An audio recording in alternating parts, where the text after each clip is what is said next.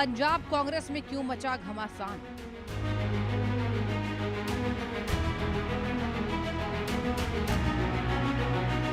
आखिर कौन मारेगा पंजाब का मैदान?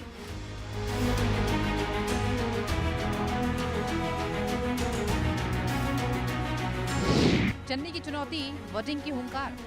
कौन है कॉम्प्रोमाइज लीडर? उन्होंने नाम लिया है। अब किसके साथ कांग्रेस हाईकमान?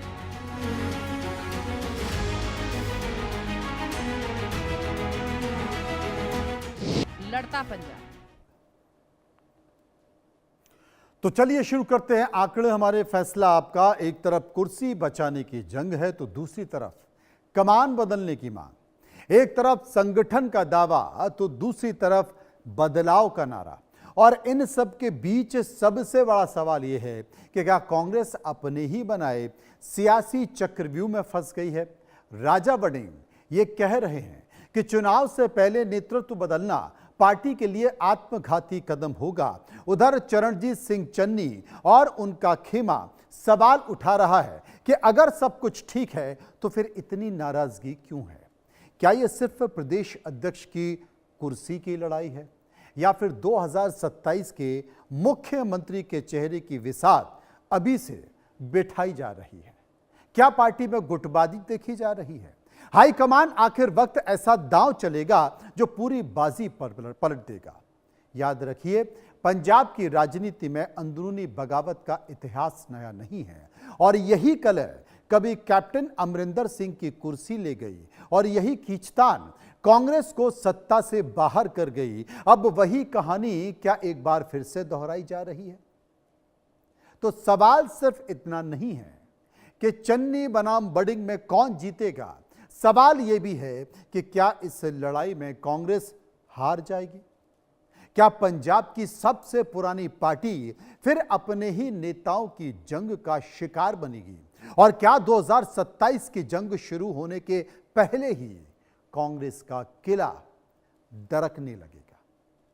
बहुत सारी बातें हैं, इसलिए मैंने इसका नाम नहीं रखा है कार्यक्रम का लड़ता पंजाब, क्योंकि कांग्रेस की संभावनाएं यहां पर सरकार बनाने की दिख रही हैं। अगर ऐसे ही गुटबाजी और फूट लड़ाई झगड़ा चलता रहा तो लगता है बात बन नहीं पाएगी। इन दिनों पंजाब कांग्रेस में जमकर घमासान हो रहा है। इसके लिए पंजाब से लेकर दिल्ली तक हाईकमान को टेंशन है, जिसे लेकर भूपेश बघेल, छत्तीसगढ़ के पूर्व मुख्यमंत्री, इस पूरे मामले को सुलझाने के लिए पंजाब पहुंचे थे।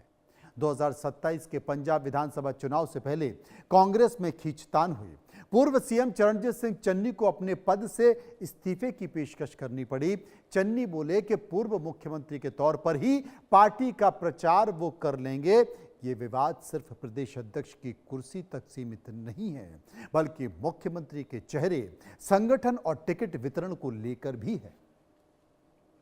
चरणजीत सिंह चन्नी और राजा बड़िंग में बदलाव को लेकर चन्नी, रंधावा और बाजवा गुट ने प्रदेश नेतृत्व बदलने की मांग उठा ली। बढ़ते विवाद पर भूपेश बघेल ने नेताओं से अलग अलग मुलाकातें की। चन्नी गुट ने बैठक में भी राजा बड़िंग को हटाने की मांग रख दी। बैठक में सभी पक्षों की राय लेकर हाईकमान को रिपोर्ट सौंपने की बात हुई। फिलहाल राजा बड़िंग को हटाने का कोई संकेत नहीं मिला है और ना हटाया जाएगा। अब सबकी नजरें हाईकमान के अंतिम फैसले पर टिकी हुई हैं कि हाईकमान इस पूरे मामले को विस्तार से कैसे देखता है। हालांकि संकेत आ चुका है। अब यह भी जान लेते हैं कि आखिर चन्नी और बड़िंग के में विवाद शुरू कहां से हुआ। 1 जुलाई 2026 को पंजाब ने कांग्रेस संगठन में बड़ा बदलाव किया था। राजा बड़िंग, जो कि राहुल गांधी के बड़े करीबी माने जाते हैं, उन्हें प्रदेश कांग्रेस का अध्यक्ष पद पर बरकरार रखा गया। चरणजीत सिंह चन्नी को चुनाव अभियान समिति का चेयरमैन बनाया गया। संगठन में कई नए पदाधिकारियों को भी नियमित नियुक्ति दी गई। हाईकमान का उद्देश्य सभी गुटों के बीच संतुलन बनाना था। फैसले के बाद पार्टी के भीतर असंतोष खुलकर सामने आ गया और चन्नी, रंधावा और बाजवा गुट ने नेतृत्व पर सवाल उठा दिए। इसके बाद पंजाब कांग्रेस में गुटबाजी ठीक चुनाव के पहले और सियासी घमासान तेज हो गया। कल्पना कीजिए, सर पर चुनाव है और यहां लट्ठम लट्ठा चल रही है। अब इस विवाद को लेकर पंजाब कांग्रेस किन गुटों में बटी है वो जान लेते हैं। पहला गुट राजा बडिंग समर्थक हैं। अमरिंदर सिंह राजा बडिंग प्रदेश संगठन के कई पदाधिकारी भी उनके साथ हैं।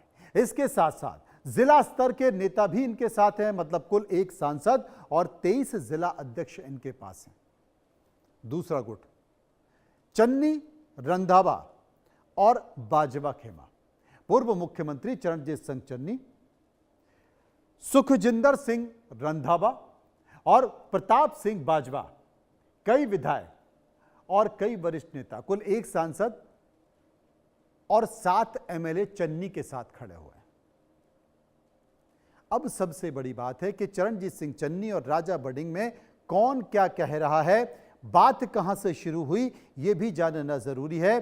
चरणजीत सिंह चन्नी, प्रदेश संगठन में बड़े बदलाव की यहां पर जरूरत है। अध्यक्ष पद को हटाया जाना चाहिए, अध्यक्ष पद पर बैठे राजा बडिंग को हटाया जाना चाहिए। यह कौन बात कर रहा है? चन्नी गुट कर रहा है। इसके साथ साथ वो कह रहे हैं कि टिकट बंटवारे में भी हमको एक हिस्सा चाहिए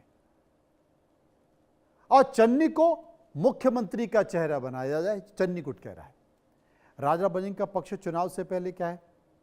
भाई, नेतृत्व बदलना ठीक नहीं है, संगठन को लगातार मजबूत करने का उनका काम है, वो कर रहे हैं। हाईकमान का फैसला सभी को स्वीकार होगा, हाईकमान फैसला कर ले, जो वो कहेगा हम मानने को तैयार है। और पार्टी के भीतर मतभेद बातचीत से सुलझा सकते हैं अगर किसी को ऐसा लगता है। तो पूरा ध्यान हमारा 2027 चुनाव की तैयारी में है, ये राजा बडिंग इस बात का जिक्र कर रहे हैं। आपने दोनों पक्षों को देख लिया, समझ भी लिया, लेकिन यह भी जान लीजिए कि पंजाब कांग्रेस में कलह की शुरुआत हुई कहां से। 1 जुलाई ये तारीख, जब कांग्रेस हाईकमान ने कई संगठनात्मक सूचियां जारी की। राजा बडिंग को प्रदेश अध्यक्ष और चन्नी को कैंपेन कमेटी का चेयरमैन बना दिया। बस लड़ाई यहीं से शुरू हो गई। 2 जुलाई चन्नी खेमे ने अपनी नाराजगी बता दी। समर्थकों ने चन्नी को पीसीसी चीफ बनाने की मांग उठा दी कि भाई पंजाब का प्रदेश कांग्रेस अध्यक्ष तो चन्नी ही होना चाहिए। 3 जुलाई को चन्नी ने मोहाली आवास पर अपने समर्थकों की बैठक बुला ली। बडिंग को पद से हटाने की मांग दोहरा दी। 4 जुलाई को राजा बडिंग भी सक्रिय हुए और उन्होंने भी अपने समर्थक और नेताओं से मुलाकातें करने के लिए सबको बुला लिया। 5 जुलाई को पार्टी आला कमान ने कहा कि भाई थोड़ा रायता फैला हुआ है, समेट लेते हैं, तो भूपेश बघेल को पंजाब भेज दिया। 6 जुलाई को भूपेश बघेल चंडीगढ़ पहुंचे। चन्नी गुट से उन्होंने अलग बैठकर रणनीति बनाई और 7 जुलाई को कांग्रेस भवन में भूपेश बघेल ने नेताओं के साथ बैठक की और उसमें कौन सा गुट रहा? चन्नी खेमा इस बैठक से दूर रहा। फिर 8 जुलाई को भूपेश बघेल ने संकेत दिए कि राजा बडिंग फिलहाल प्रदेश अध्यक्ष बने रहेंगे। चन्नी ने कहा भाई ये फैसला तो राहुल गांधी करेंगे। 9 जुलाई को बघेल ने राजेंद्र कौर भट्टल और ब्रह्मा महिंद्रा से मुलाकात की। चन्नी गुट ने आगे की रणनीति इसमें तय की। 10 जुलाई को चन्नी गुट और भूपेश बघेल की बैठक हुई। बैठक को लेकर हलचल रही। शाम को चन्नी समेत कई नेताओं से मुलाकात हुई, लेकिन यहां पर भी चन्नी ने अपनी वो तमाम बातें दोहरा दी जो पहले भी दोहराते रहे हैं। 11 जुलाई को चन्नी गुट की फिर से बैठक हुई। नेताओं ने कहा कि भाई नेतृत्व में समझौता नहीं चाहिए, हमको जो राजा बडिंग हैं उनको हटाया जाए, ये हमारी पहली मांग। अब पंजाब कांग्रेस में जो घमासान मचा हुआ है, जो संकट बना हुआ है, इस बीच भूपेश बघेल पर भी एक चुनौती है। उनसे भी हाईकमान बड़ी गंभीरता से देख रहा है कि भाई पंजाब में जो रायता फैला है, क्या भूपेश बघेल इस रायते को समेट सकते हैं? पंजाब कांग्रेस में कलह जो बड़ी है, भूपेश बघेल की भूमिका महत्वपूर्ण बताई जा रही है और चुनौती भरी भी है, क्योंकि 2021 में ऐसे हालात थे जब हरीश रावत को प्रभारी के पद से हटा दिया गया था। रावत की रिपोर्ट के बाद कैप्टन अमरिंदर सिंह मुख्यमंत्री पद से हटाए गए थे। इसके बाद चरणजीत सिंह चन्नी को मुख्यमंत्री बनाया गया था। चन्नी सरकार में नवजोत सिंह सिद्धू ने अपनी ही सरकार के खिलाफ मोर्चा खोल दिया था। उसके बाद हाईकमान ने हरीश रावत की जगह हरीश चौधरी को प्रभारी की जिम्मेदारी दे दी थी। 2022 चुनाव में कांग्रेस को अंदरूनी कलह का खामियाजा भुगतना पड़ा और 2017 की जो 77 सीटें थी उन 77 सीटों से घटकर 2022 में कांग्रेस मात्र 18 सीटों पर सिमट गई। आम आदमी पार्टी ने 2022 में 117 सीटों के साथ 117 सीटों में से 92 सीटें जीतकर सत्ता हथिया ली। और अब सवाल क्या है कि क्या पंजाब संकट के चलते बघेल पर भी आला कमान टेढ़ी नजर रख सकता है? ये तमाम सारे संकेत हैं क्योंकि पंजाब में जमकर राजनीति फैला हुआ है। अब राजा बडिंग और चरणजीत सिंह चन्नी हैं कौन, इसे समझने की जरूरत है। राजा बडिंग असल में पंजाब कांग्रेस के प्रदेश अध्यक्ष हैं। पार्टी के संगठनकर्ता युवा नेता के तौर पर उनकी पहचान है। यूथ कांग्रेस में भी वो रह चुके हैं, इसलिए राहुल गांधी के करीबी हैं। 2027 में चुनाव के संगठन की जिम्मेदारी दी गई थी कि आप विधानसभा चुनाव पार्टी को जिताओगे, लेकिन हुआ क्या? चरणजीत सिंह चन्नी पंजाब के दलित मुख्यमंत्री और कांग्रेस का बड़ा चेहरा है। 2 बार विधायक रह चुके हैं। पूर्व मुख्यमंत्री के तौर पर उन्होंने पहचान बनाई है। 2027 चुनाव में दलित वोट बैंक को साधने के लिए उन्हें मुख्यमंत्री बनाया गया था, लेकिन वो दलित वोट बैंक तो उस तरीके से नहीं साध पाए। हाँ, अपनी पार्टी में रायता जरूर फैला दिया है क्योंकि चन्नी अब किनारे पर बैठे हैं। आपने विक्रम बेताल की कहानी सुनी है? बेताल बार बार कहता है कि तू बोला मैं उड़ा, तो चन्नी भी ठीक वैसे ही उड़ने की भूमिका में नजर आ रहे हैं। अब एक नजर यहां के जातीय समीकरण पर डाल लेते हैं। पंजाब का जातीय समीकरण क्या कहता है, मैं आपको बता दूं। पंजाब का जो चुनाव है वो इन जातियों के इर्द गिर्द घूमता है। 19% यहां पर जट सिख हैं, 31% यहां पर दलित हैं, अनुसूचित जाति के लोग हैं, और 38% यहां पर हिंदू हैं। बीजेपी इस पर बहुत गंभीरता से काम कर रही है। और 10% यहां पर अन्य समुदाय हैं। सिखों की कुल आबादी यहां पर 58% है, यानी कि ये सिखों की आबादी 58% और हिंदू 38%, और ये जो दलित हैं इन पर भारतीय जनता पार्टी की नज़र है। जट सिख बीजेपी बहुत उम्मीद लगाकर नहीं बैठी है। लेकिन आपको पंजाब कांग्रेस की कलह के बाद भूपेश बघेल का एक ट्वीट दिखा देता हूं। असल में हमारे अखबार द डेली गार्डियन को दिए इंटरव्यू ने दीपक विश्वकर्मा, रायपुर संवाददाता, ब्यूरो चीफ, उन्होंने इंटरव्यू लिया भूपेश बघेल का। उसमें भूपेश बघेल ने यह संकेत दे दिए हैं कि पंजाब की जनता में कोई भी किंतु परंतु नहीं है। पंजाब का मतदाता लोकसभा चुनाव की तरह विधानसभा में भी राहुल गांधी पर भरोसा कर रहा है। कांग्रेस पार्टी का पंजाब में एक ही चेहरा है और वो चेहरा है राहुल गांधी, यानी कि राजा बडिंग को हटाने के संकेत नहीं है। चरणजीत सिंह चन्नी कोई भी मांग करते रहें, ये इंटरव्यू में संडे गार्डियन में भूपेश बघेल ने बता दिया। विस्तार से चर्चा करेंगे, समझने की कोशिश करेंगे। कुछ सवाल हमने सर्वे किया, उस सर्वे में कुछ सवाल पूछे हैं। जो सवाल पूछे हैं उनमें पहला सवाल आपके सामने है। पहला सवाल पूछा है कि क्या पंजाब कांग्रेस का नेतृत्व किसके हाथ में होना चाहिए? 51% लोगों ने कहा चरणजीत सिंह चन्नी के हाथ में होना चाहिए, 51% लोगों ने। 19% लोग अमरिंदर सिंह राजा बडिंग की बात कर रहे थे और 17% लोग दोनों मिलकर जिम्मेदारी को निभाएंगे इस बात का जिक्र कर रहे थे। 13% लोग कह रहे थे कुछ नहीं कह सकते। सर्वे का दूसरा सवाल कि क्या कांग्रेस हाईकमान को पंजाब में प्रदेश अध्यक्ष बदलना चाहिए? 52% लोग क्या कह रहे हैं? 52% लोग कह रहे हैं हां, बदलाव जरूर होना चाहिए। ये 52% बड़ी संख्या है। 24% लोग कह रहे हैं चुनाव के बाद फैसला ले लेना चाहिए, अभी सर पर चुनाव आ गए हैं। 20% लोगों ने कहा नहीं, राजा बडिंग ही सही है।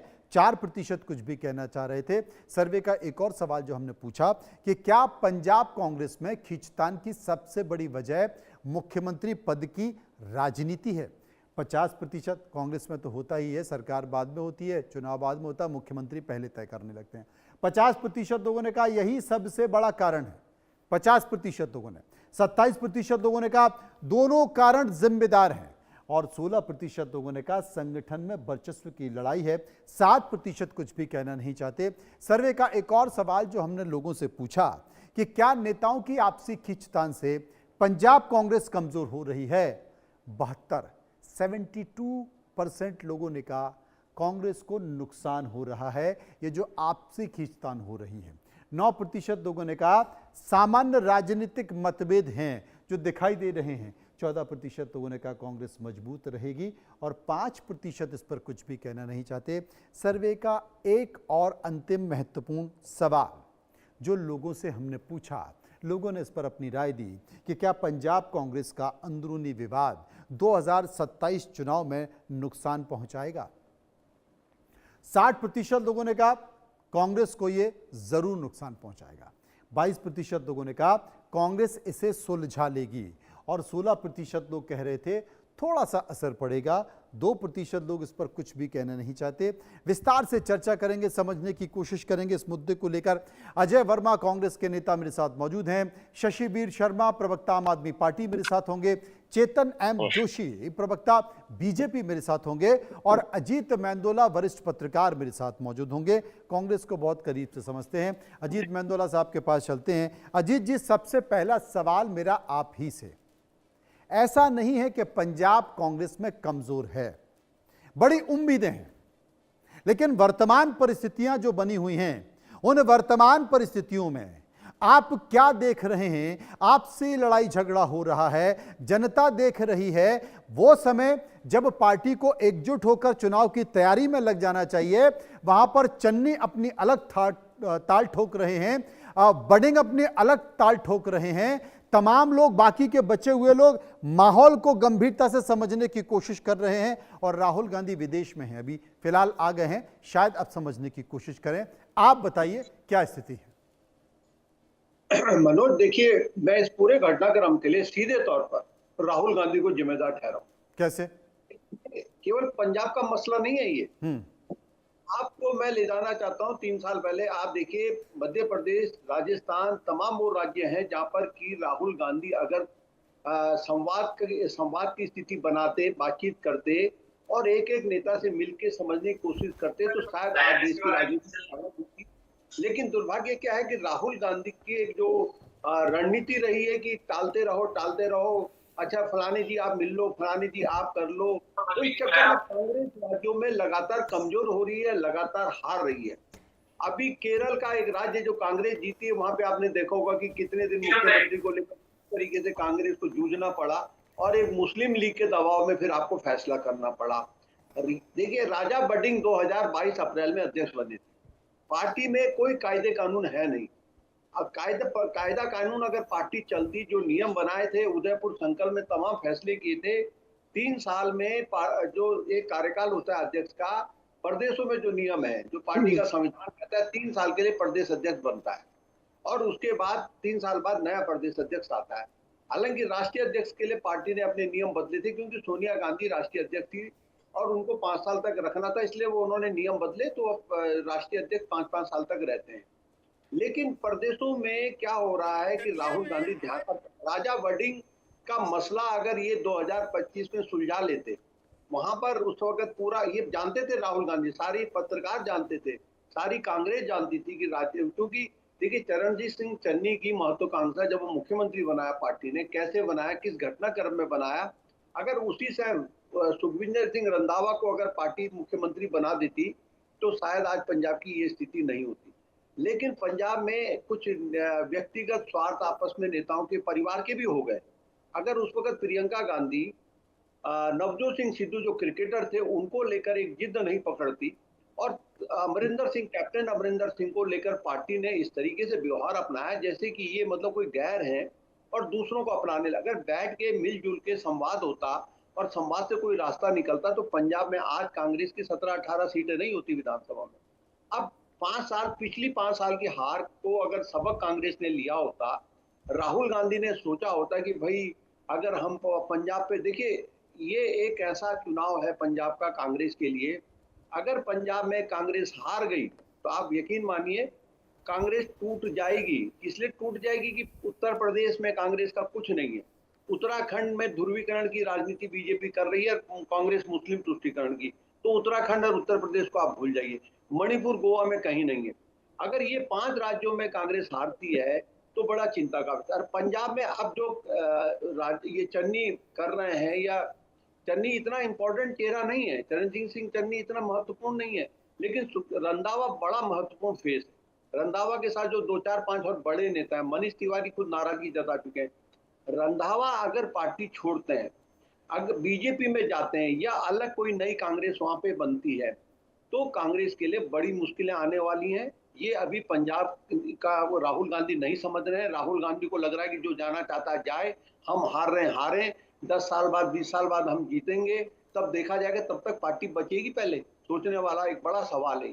पंजाब को लेकर राहुल गांधी को 6 महीने पहले, विदेश जाने से पहले बिठा के एक एक नेता से मिलना चाहिए था।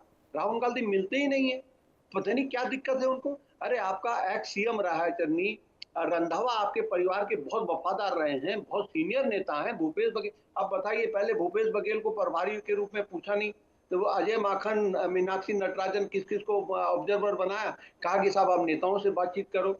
इंदिरा भवन में रोज बैठकें होती रही, राहुल गांधी भी बैठकों में एक दो में शामिल हुए, बाकी उन्होंने कहा भाई आप देखो। जब आपको कोई फैसला ही नहीं करना था, राजा बडिंग को और प्रताप सिंह बाजवा को ही बना के रखना था, तो आपने बैठकें क्यों करी?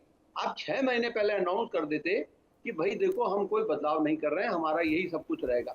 अब आपने चुनाव से ठीक पहले ये राजा बडिंग को लेकर पार्टी जिस तरह अडिग हो गई है, वो एक चिंता का विषय है। राहुल गांधी विदेश से आ गए हैं, मुझे नहीं लग रहा कि उनकी बहुत दिलचस्पी पंजाब में, उनकी तरफ से होगा कि हार रही है पंजाब तो कोई बात नहीं, अगली बार देखेंगे। अगली बार पंजाब में कांग्रेस में कार्यकर्ता मिलेंगे कि नहीं मिलेंगे? आज उत्तर पूछ प्रदेश लेते और हैं, बिहार आप जो बता रहे हैं तो अजय वर्मा हमारे साथ हैं, पूछ ही लेते हैं। अजय वर्मा साहब, आपने अजीत मेंदालों को सुना, गंभीरता से सुना होगा।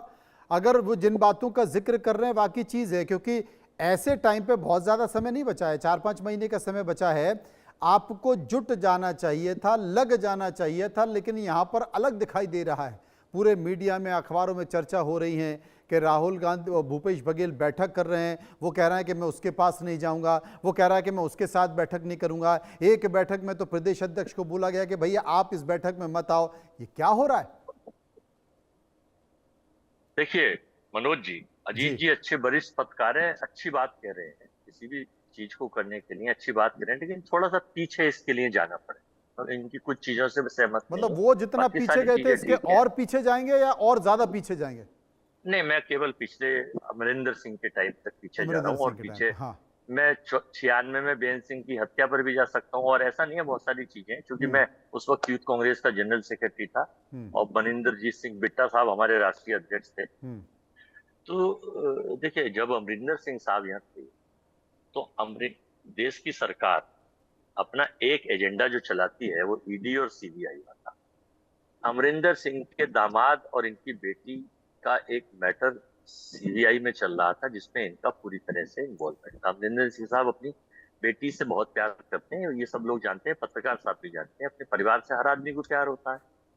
तो मोदी जी के यहाँ से सीधा सीधा इंस्ट्रक्शन था कि पंजाब को किसी तरह से खंड खंड चूर चूर किया जाए, और ये ED CBI IT income tax जिस साधन से भी साम दाम दंड भेद अपना के किया जाए, और उसमें वो कामयाब हो गया और वो कर दिया।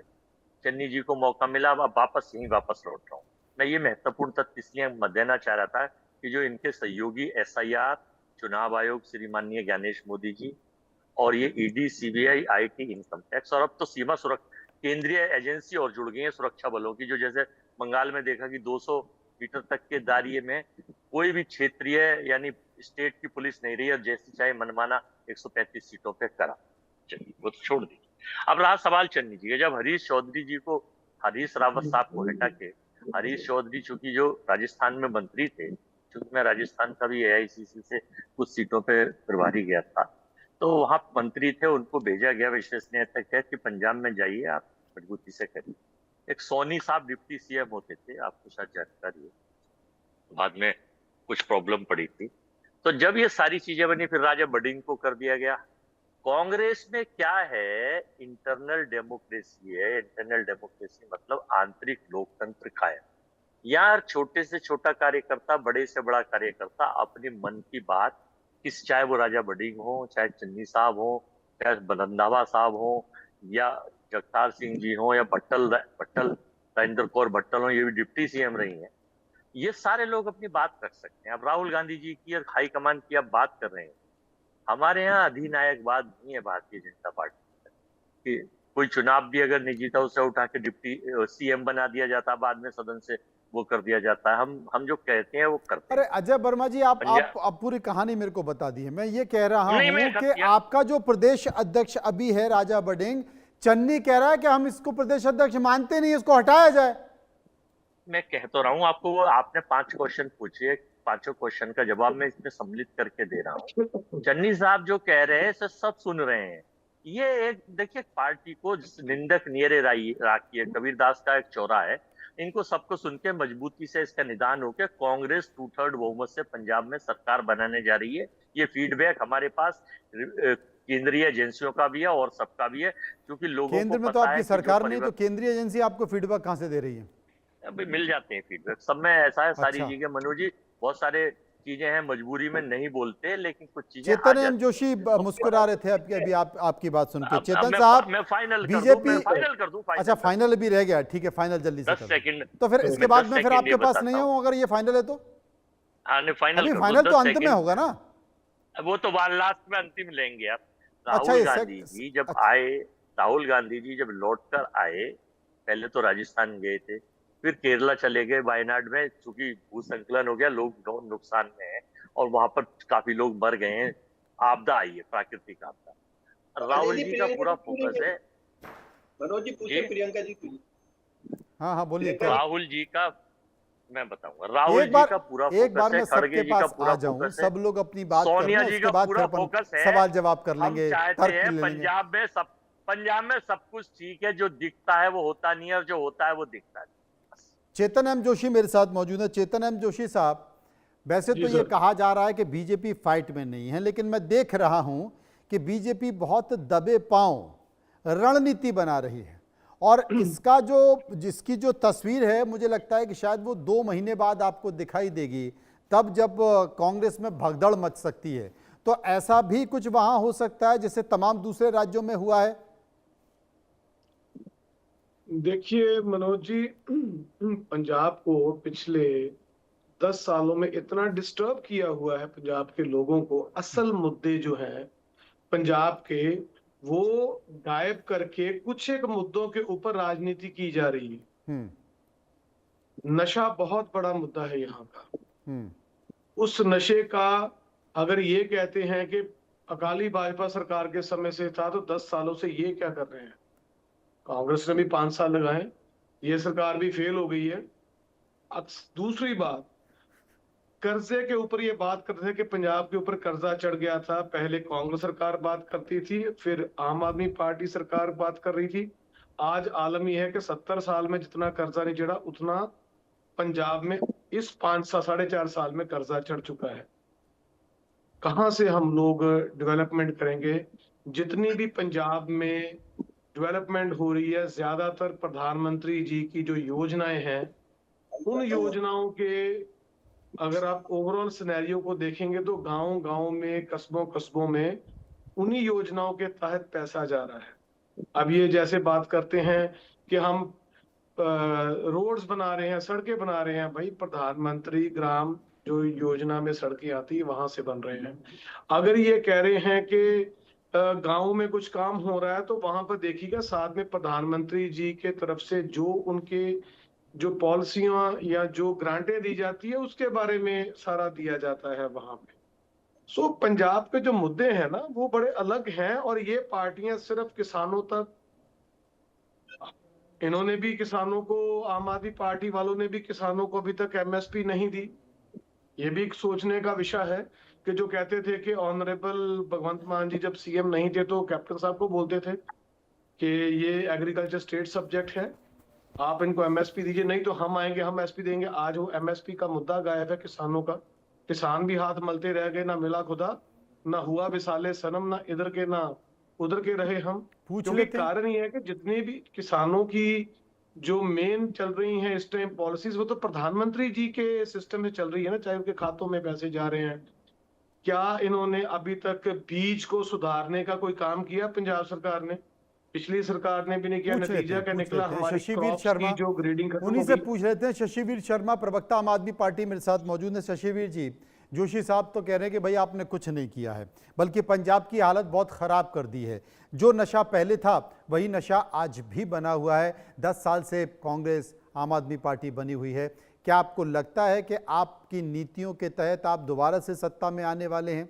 और अजय वर्मा जिस बात का जिक्र कर रहे हैं या जोशी जी जिस बात का जिक्र कर रहे हैं वो झूठी बातें हैं, गलत बातें हैं। जी, जिस तरीके से पंजाब के अंदर चाहे वो कांग्रेस का टेन्योर है चाहे बीजेपी का टेन्योर है, उसको कंपेयर करके अगर आम आदमी पार्टी ने जितनी सुविधाएं दी हैं, आम आदमी पार्टी पूरे देश में पहला स्टेट है जिसमें 300 यूनिट से ज्यादा इलेक्ट्रिसिटी फ्री 90% परिवारों को मिल रही है। और कौन से स्टेट में 300 यूनिट पर मंथ मिल रहा है, आप आंसर कर दीजिएगा। इसके अलावा हमने एजुकेशन के ऊपर बहुत काम किया। आम आदमी पार्टी वाहिद पार्टी है जिसने एजुकेशन के ऊपर पूरा काम किया, और हमारा जो बजट का 12.9% जो रिकॉर्ड है वो हम एजुकेशन के ऊपर खर्च कर रहे हैं, और उसके रिजल्ट भी आ रहे हैं। कल ही पीजीआई यानी कि प्रोग्रेसिव ग्रेड इंडेक्स 2.0 में पंजाब ने पहला स्थान हासिल किया है। इससे पहले वो 27वें नंबर पे थे 2022 में। लगातार ही कौन सी वो स्टेट है जो अपने टीचर्स को, सरकारी स्कूल के टीचर्स को फिनलैंड, सिंगापुर पढ़ने के लिए भेज रही हैं। और 990 मोहल्ला क्लिनिक्स है जिसमें 200 से ज्यादा टेस्ट हो रहे हैं, अलग अलग मेडिकल सुविधाएं अवेलेबल है। वो कौन सा अलग सा स्टेट है वो बता दीजिए। इसके अलावा किसानों के लिए आम आदमी पार्टी सरकार ने डे 1 से काम किया है। 416 रुपए जो गन्ने का रेट है पूरे देश में सबसे ज्यादा पंजाब सरकार दे रही है। उसके अलावा सुबह जो है उनको इलेक्ट्रिसिटी प्रोवाइड करने की बात हो और पानी पहुंचाने की बात हो। इससे पहले जो नहरी पानी था वो 22% यूज किया जा रहा था, 4 साल में 78% तक हमने उसको यूज करना शुरू कर दिया है। टोल प्लाजा बंद किए, 21 टोल प्लाजा, जो पंजाब के लोग उसका बेनिफिट उठा रहे हैं। साथ में साथ चाहे सड़क सुरक्षा फोर्स है, उसके अलावा आप चलेंगे महिलाओं के लिए चाहे हमारी बस यात्रा है। तो इससे ज्यादा काम के अगर मैं गिराने आऊंगा ना हमारी डिबेट ओवर हो जाएगी, लेकिन मेरे काम की दिक्कत हो जाएगी, समय वो खत्म हो नहीं होगी। जी, मैं उस पॉइंट पे आ रहा हूँ। हाँ। दूसरी तरफ आज के टॉपिक पे वापस आता हूँ। जिस तरीके से कांग्रेस का क्लेश है, कांग्रेस जिसको हम झगड़ा पार्टी के नाम से पंजाब में जानते हैं, इसमें सर आपने 2 पक्ष दिखाए थे। इसके 2 पक्ष के अलावा चाहे आपने राजा वड़िंग और चन्नी दिखाया, इसमें प्रताप बाजवा का ग्रुप अलग से काम कर रहा है और सुखजिंदर रंधावा का ग्रुप अलग से काम कर रहा है। और कांग्रेस वो तो दूर खड़े हुए देख रहे हैं, वो दूर खड़े हुए इन दोनों गुट को देख रहे हैं। और मुझे लगता है कि अभी अपनी रणनीति वो सामने लेकर नहीं आए, और जब उनको लगेगा कि रायता फैल गया तो निकल लेंगे वो दोनों। मनोज जी वो पूरी तरह से सक्रिय है। मैं आपको पंजाब की ग्राउंड रिपोर्ट बता रहा हूँ, वो पूरी तरह से सक्रिय है। वो अलग से उनकी अपने ग्रुप की मीटिंग चल रही है, सारा कुछ चल रहा है। और इसके अलावा 5वें जो मनीष तिवारी हैं जो खुल के कांग्रेस के खिलाफ बोल रहे हैं, ये पहली दफा नहीं हुआ कांग्रेस में। इससे पहले आपने 2022 की इलेक्शन देखी, क्योंकि मेन कारण क्या है, कांग्रेस के जितने भी लीडर्स हैं वो अपने मुफाद के लिए लड़ रहे हैं। उनको पंजाब के लिए कोई लेन देन नहीं है, पंजाब के साथ कोई नहीं है। कोई प्रधान बनना चाहता है, कोई उप प्रधान बनना चाहता है। अच्छा शशि जी, एक बात मुझे बता दीजिए। मैडम जी, मुझे एक बात बता दी, आपने बताया आपने एजुकेशन पे काम किया, आपकी सरकार ने बिजली पे काम किया, आपकी सरकार ने महिलाओं पर काम किया, आपकी सरकार ने किसानों पर काम किया, आपकी सरकार ने जल पर काम किया। जिस पर सबसे ज्यादा आज के दौर में काम करने की जरूरत है उस पर काम किया आपने? सर आप इशू का नाम लीजिए, आम आदमी पार्टी वाहिद गवर्नमेंट है, कोई भी हमने जितने भी स्टेटमेंट वो इशू जानते क्या है? ये आपकी पार्टी में भगदड़ ना हो जाए, आपकी पार्टी के विधायक सांसद एकजुट बैठे रहें, इसके लिए आपने काम किया? होने वाली है इसलिए बोल रहा हूं मैं सर बता, आम आदमी पार्टी डिसिप्लिन पार्टी है। आम आदमी पार्टी में जितने भी चाहे वो ग्राउंड वॉलंटियर से लेकर जितने एमएलए बने हैं, सबको आम आदमी पार्टी के साथ वो सोच मिलाकर काम कर रहे हैं। जितनी भी, हम कांग्रेस से कंपेयर मत कीजिए। बीजेपी जिस तरीके से तोड़ फोड़ की कोशिश कर रही थी, आपने दिल्ली में हमारी गवर्नेंस देखी है। हमारे सुप्रीमो के ऊपर ईडी को यूज किया गया, सीबीआई को यूज किया गया, पूरी पार्टी को तोड़ने की कोशिश की गई, लेकिन फिर भी आम आदमी पार्टी पूरी हिम्मत के साथ खड़ी है। सो हमें कांग्रेस से कंपेयर करना बंद कर दीजिए। भरोसा नहीं होता शशि जी, कांग्रेस शशि जी आप बुरा मत मानिएगा, लेकिन भरोसा नहीं होता। शशि वीर शर्मा आज नीचे लिखा हुआ प्रवक्ता आम आदमी पार्टी, हो सकता है 2-4 दिन बाद अचानक से आ जाए शशि वीर शर्मा प्रवक्ता बीजेपी। मनोज जी वो आपको नहीं देखने को मिलेगा। मैं अन्ना मूवमेंट से पहले से मैं अपनी जवानी से लेके 12 साल आम आदमी पार्टी को दिए। ये मेरी बात होगी। अरे जितने भी चले गए ना आपके, ये भी 12-12, 14-14 अन्ना आंदोलन के समय से साथ में थे, रणनीति बना रहे थे अन्ना आंदोलन की, और वो कब चले गए पता ही नहीं चला। हर पार्टी में हर तरह के लोग होते हैं, हम अपनी गारंटी दे सकते हैं, किसी और की गारंटी नहीं दे सकते। शशि जी मेरा मनोज जी अजय जी जरा जोशी जी का बनता है, हक बनता है जोशी जी। ये कह रहे हैं हमने एजुकेशन पे काम किया। पंजाब वाहिद ऐसा स्टेट है जिसमें 65 से ज्यादा सरकारी कॉलेज है, 200 से कम परमानेंट प्रोफेसर हैं। पिछले 5 सालों में 4.5 सालों में कोई भर्ती नहीं किया। अगर ये पानी के ऊपर आजकल बड़ा मशहूर मसला है, बिजली के ऊपर, बिजली किसानों के लिए फ्री की थी काली भाजपा सरकार ने। अगर ये कहते हमने पानी 75% तक हमने खेतों में पहुंचाया तो 10,000 करोड़ से ज्यादा की सब्सिडी जो सरप्लस बनती है उससे बिजली खरीद लेते। अब आगे मैं कांग्रेस के इस कलेश पे, कांग्रेस में क्या चल रहा है मैं आपको बता देता हूँ। हाँ, कांग्रेस में बेसिकली क्या है कि इन्होंने एक जोन बनाया हुआ है कि माझा जोन, मालवा जोन और दोआबा जोन। इनकी इनकी समझ देखिएगा।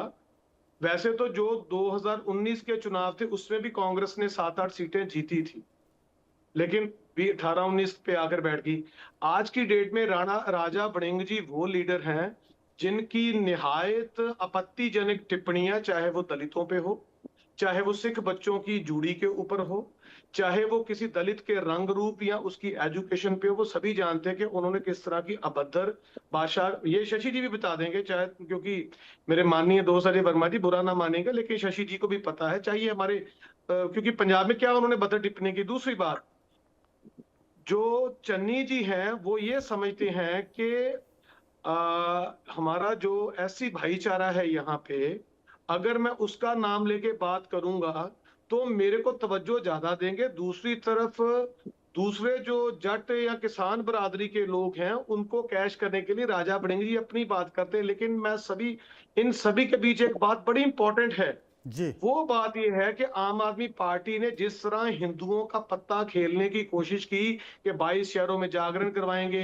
हम 80 करोड़ का मंदिर बनाएंगे, इन्होंने पंजाब के असली जो मुद्दे हैं ना इन दोनों पार्टियों ने वो खत्म कर दिए हैं। वो मुद्दे हैं पंजाब का विकास, ना यहाँ उद्योग आए हैं। और सबसे एक त्रासदी है कि हमारा पंजाब का एक्सपोर्ट जो है पिछले कई सालों से कम हो गया है। 3-4 सालों में मैक्सिमम इंडस्ट्री माइग्रेट हो चुकी है यहाँ से। एनआरआईज का पंजाब में आना कम हो गया, जिसकी वजह से हमारे सबसे बड़ा जो एक शादियों का उद्योग था, हमारे पैलेसेस का जहाँ पे शादियां होती थी, वो ऑलमोस्ट खत्म हो रही हैं। हालात बदतर से बदतर बनते जा रहे हैं। इतना बुरा यहाँ पे हमारे बीज मिल रहा है फसलों का कि फसलों की यील्ड नहीं निकल रही।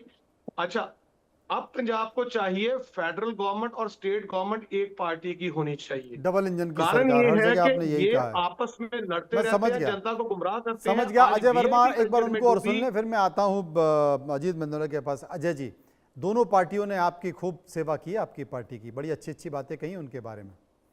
देखिए, अच्छा बात है, अच्छे प्रवक्ता को अपनी बात रखनी चाहिए। देखिए, अभी आप बता रहे थे 117 सीटों में 92 सीट जीती थी आप पार्टी ने, 18 सीट हमने जीती थी। इससे पहले 22 में सरकार थी, तो 117 में से 18 और 92 जोड़ के 110, तो ये 3 सीट या 2 सीट और 5 सीट मिलाने वाली पार्टी के लोग पंजाब के बारे में चर्चा ना करें तो ज्यादा बेहतर है। लेकिन विचार है, क्योंकि लोकतंत्र रखना चाहिए। आपको याद हो 2011 में जब अन्ना आंदोलन का नाम लिया, बहुत अच्छा हुआ इन्होंने ही ले दिया। तो किरण बेदी जी बैठी हुई थी, किरण केजरीवाल जी थे, नायडू साहब थे इनके बीजेपी के राष्ट्रीय अध्यक्ष, राजनाथ जी थे, और स्वर्गीय श्री जो हमारी सुषमा स्वराज जी थी आज ऊपर है, वो बैठी हुई थी। तो ये सब ए बी टीम की उस वक्त ये तय था कि वे अन्ना जी के माध्यम से लाके ये सब। अब चूंकि केजरीवाल जी ने आके आंख दिखा दी, एक रहस्य उद्घाटन में और करना हो, और उन्होंने कहा कि अच्छा मैं ही प्रधानमंत्री बनूंगा, तो मोदी जी ने कहा अब मैं तुम्हें वापस तुम्हारे घर कहाँ निकल गए, कहाँ लंबे पे चले गए आप? दिल्ली आ गए, पंजाब। अरे भाई समझा करो, अब आप पूरा मुझे करना दिया करो मनोज जी। हाँ, उसके बाद अब ताजा पे आ रहा हूँ, ताजा पे आ रहा हूँ। अभी पंजाब का ताजा घटनाक्रम ये है कि इनके, मैं आपका एक रहस्य उद्घाटन इस टीवी पे कर रहा हूँ, 60 से 63 विधायक भारतीय जनता पार्टी के उस लोटस गैंग के टच में है, जो थैला अडानी का लेकर और ईडी और सीबीआई के माध्यम से। कितने विधायक बताया आपने? 60 से 63 विधायक वर्तमान में। लेकिन चूंकि समय कम है, उनकी डिमांड कुछ ज्यादा है, समय के अनुसार से इनकी डिमांड को नहीं पा रहे हैं कि कैसे करना चाहिए। पूरी फिर इनका जवाब ले लेना। सर, इनके खुद के कितने विधायक जो पिछले रह चुके हैं वो बीजेपी में जा चुके हैं। अब तो बीजेपी को हम कांग्रेस का सेल बोलते हैं, बीजेपी को कांग्रेस का सेल चला रहा है। बीजेपी का पिछला प्रधान कांग्रेस था, मौजूदा प्रधान अभी साथ गए थे, नहीं गए थे, नेशनल वाइज गए हैं, उसके बारे में बात करें तो ज्यादा बेहतर है। अभी चड्डा जी के साथ राज्यसभा में कहा वो इमरती खाने गए बीजेपी के। एक चीज तो कंफर्म हो गई। अजीत मेंदोला जी, एक बात तो कंफर्म हो गई है। देखिए, आम आदमी पार्टी कह रही है कि कांग्रेस के विधायक संपर्क में है, कांग्रेस कह रही है कि आम आदमी पार्टी के विधायक संपर्क में है। इसका मतलब ये तो मान लिया जाए कि दोनों ही राजनीतिक पार्टियों के विधायक और बड़े नेता संपर्क में तो हैं बीजेपी के, इसमें कोई इनकार नहीं कर सकता। आप खोजी पत्रकारिता से मैं फाइनल कर रहा हूं, सूत्र लगा लीजिए। 63 बीजेपी के हाई कमान के टच में, जैसे डील पक्की होने का इरादा इसलिए कैंसिल हो गया कि कुछ बड़े नेता जो सेंट्रल के टच में वो बाहर कांग्रेस के टच में है कि नहीं, ये बताओ। देखिए एक मिनट अजीत जी, एक मिनट, कांग्रेस के नेता टच में है कि नहीं बताओ पहले। ईडी और सीबीआई की वजह से, अरे कांग्रेस के नेता टच में है या नहीं, ये बताओ। और अडानी साहब, अरे हम तो सरकार बनाने जा रहे हैं मनोज जी, ठोक क्या कह रहे हैं? 56 इंच किसकी सरकार बनाने जा रहे हो? किसकी, ये तो बता दो, पार्टी का नाम तो बता दो। कांग्रेस पार्टी अपनी सरकार इन चंदा चोरों की अच्छा, पार्टी, मुझे लगा बीजेपी की सरकार बनाने जा रहे हो। अजीत बेंदोला साहब, हाल ही में बीजेपी के एक बड़े नेता से कांग्रेस के कुछ नेताओं की मुलाकात हुई है। अजय वर्मा जी को अगर जानकारी नहीं हो तो जरा बता दीजिए। सिक्योरिटी के लिए मिले थे, रंधावा साहब सिक्योरिटी के लिए मिले थे, सुन तो लीजिए, सुरक्षा की वजह से। किससे सिक्योरिटी और किसकी सिक्योरिटी, ये भी तो सुन लीजिए। हाँ अजीत जी, एक मिनट वर्मा जी, पहले तो मैं देखिए मनु जी, एक नशा बहुत बड़ा मुद्दा हो चुका है इस देश के लिए। पंजाब का मुद्दा नहीं रहा ये, इसके लिए भारत सरकार को बहुत गंभीरता से सोचना होगा। सारे राज्य प्रभावित है नशे से। अब आ जाते हैं असली मुद्दे पे, जिसपे चर्चा हो रही है आज, पंजाब की प्रॉब्लम पे। देखिए वर्मा जी, अगर आज कांग्रेस थोड़ा सा मजबूत होती ना, थोड़ा सा मजबूत होती, 2-4 राज्य चुनाव जीत लेती, शायद आज ये स्थिति नहीं होती। गलती कहाँ हो रही है? लोगों में अब एक असुरक्षा का भाव हो गया, राजनीतिक दलों के नेताओं में। कांग्रेस लगातार हार रही है, कमजोर हो रही है। अच्छा, बीजेपी उस कमजोरी का फायदा उठा रही है।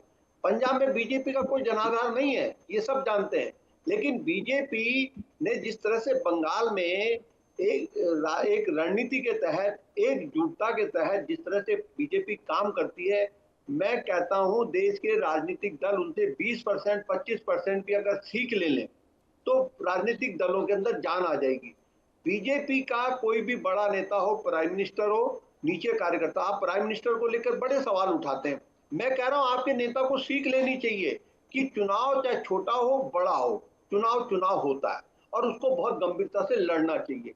अगर कांग्रेस 2-4 राज्य जीत रही होती, आज पंजाब में कांग्रेस की ये स्थिति नहीं होती। अब पंजाब के जो कांग्रेस के नेता हैं वो भी डरे हुए हैं, क्योंकि बीजेपी जिस गोपनीय तरीके से पंजाब में काम कर रही है, आप यकीन मानना, आप सब लोग आम आदमी पार्टी जो भी दावे करे, दिल्ली में बड़े दावे करते थे, लेकिन आम आदमी पार्टी ने दिल्ली में एक बड़ी गलती करी। वो सबसे बड़ी गलती ये करी, जो आम आदमी से जुड़े हुए डेवलपमेंट के मुद्दे थे उन पे ध्यान नहीं दिया। ना सड़क बनाई, ना खड़ंजे बनाए, ना पुल बनाया, किसी पे ध्यान नहीं दिया। आम आदमी उस पर असर पड़ा। आप झुग्गी झोपड़ी तक अपनी राजनीति केंद्रित कर ली, आपने मुफ्त की योजनाओं पर सारी राजनीति केंद्रित कर ली। पंजाब में भी लगभग आम आदमी पार्टी वही कर रही है, मुफ्त की राजनीति पे। बीजेपी हर राजनीतिक दल की कमजोरियां पकड़ ली है।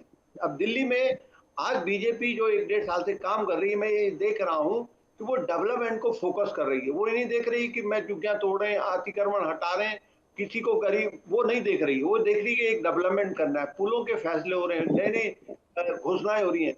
अगर पंजाब में भी आम आदमी पार्टी केवल मुफ्त की योजनाओं के भरोसे चुनाव जीतने की सोच रही है, तो बीजेपी ने उसकी काट ढूंढ ली है। और बीजेपी अब पंजाब में देखिए तोड़ फोड़ तो होगी। उस तोड़ फोड़ के लिए आज देश में जो तोड़ फोड़ की राजनीति हो रही है, उसके लिए कांग्रेस जिम्मेदार है। कांग्रेस के नेता राहुल गांधी खास तौर पर जिम्मेदार है। अगर वो संगठन पर ध्यान देते, अगर संगठन पर जड़ी निचले स्तर से कहा कि हम निचले स्तर से मजबूत कर रहे हैं संगठन को। अजीत जी, मुझे एक सवाल का जवाब दे दीजिए। नहीं, मुझे एक सवाल का जवाब दे दीजिए। आपने कहा कि पंजाब में तोड़फोड़ तो होगी, और तोड़फोड़ जो पंजाब में होगी उसके लिए राहुल गांधी जिम्मेदार हैं। हर राज्य में तोड़फोड़ हो रही है, हर राज्य में तोड़फोड़ हो रही है, और हर राज्य में वो राजनीतिक पार्टी जिसकी तोड़फोड़ हो जाएगी वो जिम्मेदार हो जाएगा। जो तोड़फोड़ कर रहा है वो जिम्मेदार नहीं होगा। वो तोड़फोड़ क्यों कर रहा है भाई?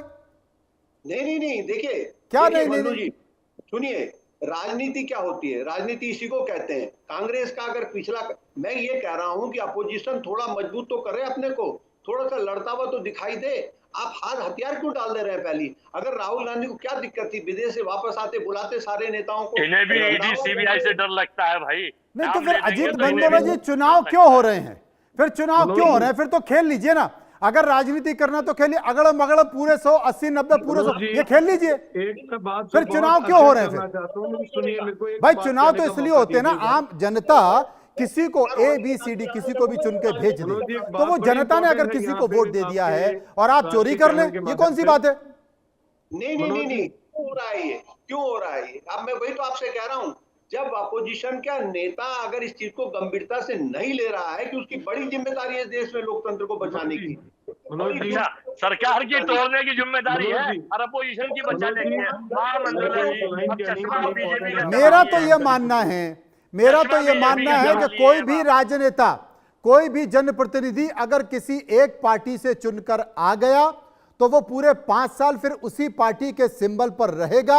अगर वो किसी भी राजनीतिक पार्टी को छोड़ के जा रहा है तो पहले वो इस्तीफा दे, उसके बाद छोड़ के जाए, चुनाव जीत के वापस आए। सिंपल सी बात है। मनोज जी, ये बिल्कुल बिल्कुल ठीक। सहमत हूं मनोज जी, मनोज आपकी जी, इस बड़ी बात से इंपॉर्टेंट बिल्कुल बात है सहमत। जो यहाँ पे मिस कर रहे हैं सारे।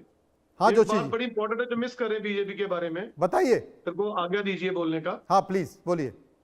देखिए, अभी हमारे अजीत भाई ने बात की कि बीजेपी का जनाधार नहीं है। ठीक है, 2022 में नहीं था इतना, 5.5 पौने 6% था। 2024 में हम 19% के पास पहुंचे हैं। और दूसरी बात है कि हम 25 से ज्यादा सीटों पर पहले नंबर पे रहे हैं, 9 से ज्यादा सीटों से हम दूसरे नंबर पे रहे हैं। जो चौथा हिस्सा वोट का भारतीय जनता पार्टी लेकर गई है, आप उसको कह रहे उसका जनाधार नहीं है। 5 सीटें जीते जीते रह गए हम लोग। गुरदासपुर, अमृतसर में अगर 20-20, 22-22 हजार वोट मैनेज हो जाती, पटियाला में 7 से 8 हजार वोट मैनेज हो जाए। सुन लीजिए बात, आपके माध्यम से मैं बताना चाहता हूँ। 12,500 के करीब वोट अगर हमारी वहां पे मैनेज हो जाती लुधियाना में जी और 6,000 के करीब हमारी वोट मैनेज हो जाती फिरोजपुर में, क्योंकि हम पहली बार अकेले लड़े थे। अगर अकाली भाजपा गठबंधन को साथ लेके चलते ही ऐसे ये बात बोलते तो हमने उस चीज को एक साइड पे किया। हमने पंजाब के लोगों के मुद्दों को, निजी हितों को सामने रखते हुए हमने सियासत में सत्ता में कब्जे के सिस्टम को दूर करके अकेले चल के हम लोगों ने अपना जो जनाधार 6% से 19% बनाया है। और इन सारी पार्टियों का आप देख लीजिए, कांग्रेस कितनी सीटों पे, नो डाउट 24 में ज्यादा जीती 22 से, लेकिन आम आदमी पार्टी कांग्रेस से जोशी कम जी, हो गई।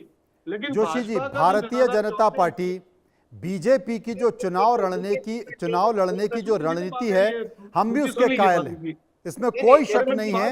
और आप जिस बात का जिक्र कर रहे हैं कि हमने इतने % वोट लिया, इतनी सीटें ली और हम इतनी सीटों पर नंबर 2 रहे, इसमें कोई शक नहीं है कि भारतीय जनता पार्टी बहुत गंभीरता से अपनी रणनीति बनाती है। और दूसरी सबसे बड़ी बात है, जनता के अंदर एक बात आ गई है कि भाई आप सत्ता के लिए लड़ रहे हो, झगड़ रहे हो, एक दूसरे को आंखें दिखा रहे हो। बीजेपी में इस तरह की चीजें नहीं है और इसलिए लोगों को लगता है यार यहां पर लड़ाई झगड़ा नहीं है, जहां बंदर बाट की स्थिति नहीं देख रही, मुख्यमंत्री मंत्री कौन बनेगा ये नहीं देख रहा, चलो उस पार्टी को देते यार। लेकिन बाकी के पार्टियों को ये सीखना चाहिए। देखिए मनोज जी, मैं आपके माध्यम से ये बात रखना चाहता हूँ। बड़ी इंपॉर्टेंट बात की आपने यहाँ पे जी, मेरी बात को ध्यान से सुनिएगा। मैं बहुत धन्यवाद करूंगा अगर आप मेरे को बोलने दें। अभी आपने जो बात बोली सही बात है, ये मुख्यमंत्री मंत्री की लड़ाई चल रही, भाजपा का कद दिन ब दिन कुनबा बढ़ता जा रहा है। आप मेरे को ये बात बताइए, जो 24 पे 25 से ज्यादा सीटों पे पहले नंबर पे आ गए, जिनको ये कह रहे जनाधार नहीं है, और उसके बाद जो 2 सालों में बल्कि 2.5 सालों में जिस तरह हमारा कुनबा बढ़ रहा है, हमें तो ठीक है, हम डींगे नहीं मारते इनकी तरह, हम झूठ नहीं डींगे बोलते, मत मारिए, आप डींगे हमारे मत में मारिए, आप जमीन पर एकजुटता काम है। करिए और जमीन पर आप काम कर भी रहे हैं। लेकिन संक्षेप में अजीत जी बता दीजिए, समय खत्म हो रहा है। मनु जी देखिए, एक मिनट, एक बात मैं बोलूंगा। अभी मनु जी आप कह रहे थे ना कि बीजेपी कह रही है हमारा जनाधार है, हम कोई तोड़फोड़ नहीं करते, हम कुछ नहीं करते, तोड़फोड़ नहीं होनी चाहिए, आप भी इसकी वकालत कर रहे हैं। मैं क्यों कर रहा हूँ ये बात? मैं इसलिए कह रहा हूँ, कांग्रेस अगर मजबूत होती, मजबूत दिखती तो शायद ये तोड़फोड़ की स्थिति नहीं आती। हो क्या रहा है कि कांग्रेस लगातार कमजोर हो रही है। कांग्रेस के नेता इस बात को नहीं समझ रहे हैं, राहुल गांधी बिल्कुल नहीं समझ रहे हैं कि हम कमजोर हो रहे हैं। उन्हें लगता है कि कोई बात नहीं, इस बार नहीं तो अगली बार जीतेंगे। अब देखिए, जहां तक जनाधार की बात है, अगर जनाधार वाली बात होती तो बीजेपी को क्या जरूरत थी क्या कहते हैं आम आदमी पार्टी के 7 राज्यसभा के एमपी लेने की, या अभी वहां पे जो तो मैं कह रहा हूं कि वो मैं बीजेपी की रणनीति को वो नहीं कर रहा हूं कि गलत रणनीति है। अगर राजनीति इसी को कहते हैं, राजनीति में जो जीता वो सिकंदर। अभी जो संख्या बल ये बता रहे थे अजीत जी, हमारा ऐसा परसेंटेज- होता नहीं है, ऐसा होता नहीं है कि राजनीति में जीता जो सिकंदर। मैं मानता हूं कि शाम दाम दंड भेद होता है राजनीति में, ethics और लेकिन moral राजनीति में चाल चरित्र चेहरा भी होता है, एक मर्यादा भी होती है। उस मर्यादा, लोकतंत्र में उस मर्यादा का पालन होना चाहिए। चूंकि आपने अभी जिक्र किया अजय वर्मा साहब का कि साहब टूट बीट हो जाएगी तो चले जाएंगे। अब तो अजय वर्मा और तमाम कांग्रेस के नेता प्रवक्ता बार बार इस बात का जिक्र कर रहे हैं कि एक बार हमारी भी तो सरकार आने दो, हम बताते हैं कि टूट फूट कैसे हो गई है, हमें बीजेपी ने सब सिखा दिया है, अब हम भी वही करेंगे। तो कुल मिलाकर यह है, लेकिन फिर भी कांग्रेस को बहुत गंभीरता से समझना चाहिए। राहुल गांधी, निश्चित तौर पर राहुल गांधी अभी नेता और कार्यकर्ताओं से बहुत अछूते हैं। उन्हें गंभीरता से रणनीति पर चर्चा करना चाहिए, खासकर जहां चुनाव हो उसके 1 महीने पहले नहीं, 2 महीने पहले नहीं, 4 महीने पहले नहीं, 6 महीने पहले नहीं, बल्कि 1 साल पहले बैठकर ही इस तरह के गिले शिकवे खत्म कर लेना चाहिए। और 6 महीने पहले बोले अब कोई बात नहीं होगी, जाइए सब लोग जाकर तैयारी लगिए। लेकिन बीजेपी को अजय जी और शशि जी आप गंभीरता से नहीं ले रहे हैं। पंजाब चुनाव में बीजेपी बहुत गंभीरता से काम कर रही है, यह आपको परिणामों में दिखाई देगा। फिलहाल मैं यहीं इस कार्यक्रम को खत्म कर रहा हूं, फिर कभी दूसरे कार्यक्रम में विस्तार से चर्चा करेंगे, समझने की और समझाने की कोशिश करेंगे। फिलहाल इतना ही, नमस्कार।